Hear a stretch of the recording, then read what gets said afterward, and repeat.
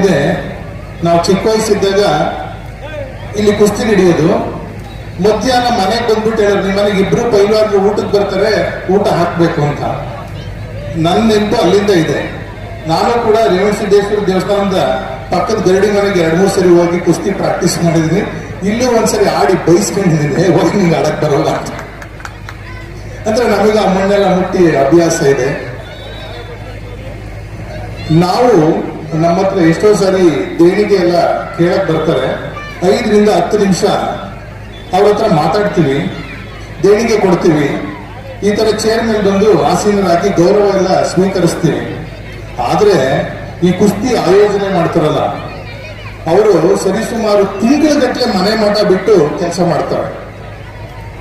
ಇಷ್ಟು ಅಚ್ಚುಕಟ್ಟಾದ ಕಾರ್ಯಕ್ರಮನ ನಡೆಸಬೇಕಾದ್ರೆ ಎಷ್ಟು ಶ್ರಮ ಇರುತ್ತೆ ಅನ್ನೋದು ಏನು ಇದರಿಂದ ನಿಂತು ಕೆಲಸ ಮಾಡ್ತಾರಲ್ಲ ಅವ್ರಿಗೆ ಮಾತ್ರ ಕಷ್ಟ ಗೊತ್ತಿರುತ್ತೆ. ನಿಜವಾಗೂ ನಾವು ಅವರಿಗೆ ಅಪಾರವಾದ ಗೌರವವನ್ನ ಸಲ್ಲಿಸಬೇಕು. ಏಕೆಂದ್ರೆ ಅವರು 3-3 ದಿವಸ ಊರೇ ಬಿಟ್ಟು ಹೋಗಿರ್ತಾರೆ ಎಲ್ಲಾ ಕಡೆಗೂ. ಈ ಸಾರಿ ಅಂತೂ ಅತ್ಯುತ್ತಮವಾಗಿ ಆಯೋಜನೆ ನಡೆದಿದೆ. ಖಂಡಿತವಾಗೂ ಕಾರ್ಯಕ್ರಮ ಯಶಸ್ವಿ ಆಗುತ್ತೆ ಅನ್ನೋದ್ರಲ್ಲಿ ಯಾವುದೇ ಅಪನಂಬಿಕೆ ಇಲ್ಲ. ಅದ್ದೂರಿಯಾಗಿ ಆಗುತ್ತೆ. ಕಳೆದ ಬಾರಿ ನಮ್ಮ ಜಯಸ್ವಾಮಿ ಅವರು ಕೂಡ ಅಪಾರವಾದ ಶ್ರಮ ವಹಿಸಿ ಕಾರ್ಯಕ್ರಮವನ್ನು ಯಶಸ್ವಿ ಮಾಡಿದ್ರು.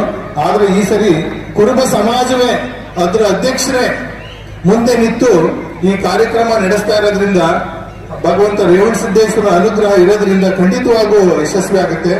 ಮೇಲಾಗಿ ನಮ್ಮ ಹಿರಿಯ ಪೈಲ್ವಾನ್ಗಳಾದ ಒಗ್ಗಪ್ಪರ ಮಂಜಣ್ಣ ಅವರಿರ್ಬೋದು, ಆ ಹಿಂದಿನ ಸಾಲಲ್ಲಿ ಕೂತಿರೋರು ಇರ್ಬೋದು, ನಮ್ಮ ಮುಸಲ್ಮಾನ್ ಪೈಲ್ವಾನ್ಗಳು ಇರ್ಬೋದು, ಅವ್ರನ್ನೆಲ್ಲ ನಾವು ಚಿಕ್ಕ ವಯಸ್ಸಲ್ಲಿ ನೋಡಿದ ನೆನಪು ಈಗಲೂ ಕೂಡ ಅವ್ರಿಗೆ ಎಷ್ಟು ಉತ್ಸಾಹ ಇದೆ ಅಂದ್ರೆ ಅವರು ಖುಷಿಯಾಗಿ ಈ ಕಾರ್ಯಕ್ರಮಕ್ಕೆ ಬರ್ತಾರೆ.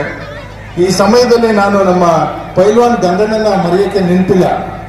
ನಮ್ಮ ದಂಗಲ್ ಫಿಲಂ ನೋಡಿದ್ಮೇಲೆ ಅವರಿಬ್ರು ಹೆಣ್ಮಕ್ಳಿಗೂ ಕುಸ್ತಿ ಕಲಿಸಿ ಇವರು ಬೆಳ್ಳಿ ಗದೆ ಗೆದ್ದಿದ್ದಲ್ಲ, ಹೆಣ್ಮಕ್ಳಿಗೂ ಕೂಡ ಕುಸ್ತಿ ಆಸಕ್ತಿಯನ್ನ ಬೆಳೆಸಿದ್ದಾರೆ.